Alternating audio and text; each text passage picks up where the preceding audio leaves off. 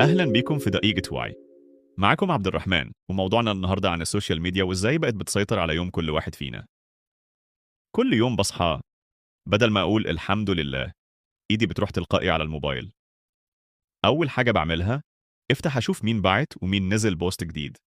أوقات بقلب كتير من غير ما أحس بالوقت، وأقلب جوايا مشاعر متلخبطة بين فراغ وتشتت. ألاقي الكل بيضحك، ناجحين، حياتهم كلها حلوة، وأنا حاسس إني واقف مكاني، نفس الأوضة، نفس السرير، وحتى نفسي مش عجباني.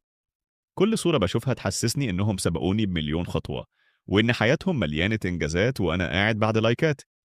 الخطير في الموضوع إن الإحساس ده مش بس وهم. الدراسات أثبتت إن المقارنة الكتيرة على السوشيال بتأذي احترامنا لنفسنا، وتزود الاكتئاب والقلق، خصوصا عند الشباب. المصدر: ويمكن في لحظة بين كل الضحك الخارجي تلاقي نفسك فعلا وحيد وبتعيط من غير ما حد يحس بيك. قمة الوحدة جوه قلبك وزحمة الناس حواليك. لكن في يوم كتبت كلمة كفاية وسط الزحمة.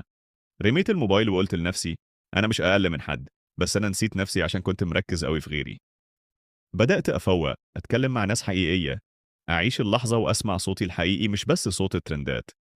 وعرفت إن اللي على الموبايل مش دايما حقيقة، وإن الفيديو اللي مدته 15 ثانية وراه ساعات تمثيل وضغط نفسي.